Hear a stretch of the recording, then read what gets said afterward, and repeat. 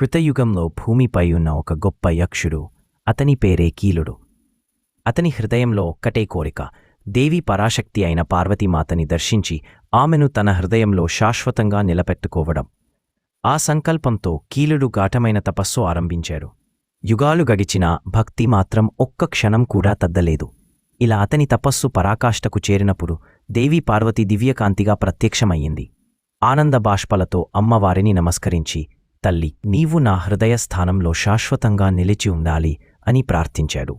అప్పుడు అమ్మవారు ఒక్క క్షణం ఆలోచించుకుందా, కీలుడా, నీ భక్తి అపారమైనది, కాని ముందుగా నువ్వు పర్వతరూపం ధరించాలి.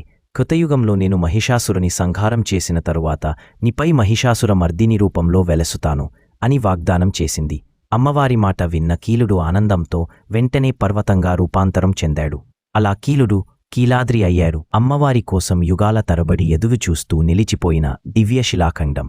కాలం మారింది, అధర్మం పెరిగింది, మహిషాసురుడు జగత్తును భయంతో నింపాడు.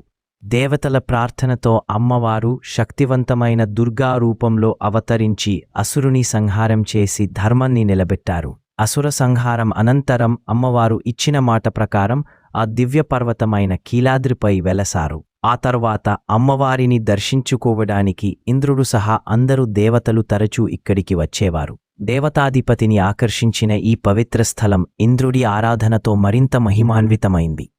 ఇంద్రుడు తరచూ వచ్చే కీలాద్రి అనే భావనగా కీలాద్రి ఇంద్రకీలాద్రి అనే నామం ప్రసిద్ధి చెందింది.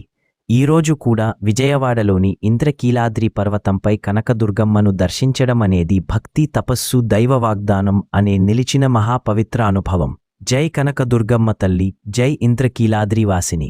ఇలాంటి మరెన్నో వీడియోస్ కోసం నా ఛానల్ని సబ్స్క్రైబ్ చేసుకోండి. Thank you so much for watching.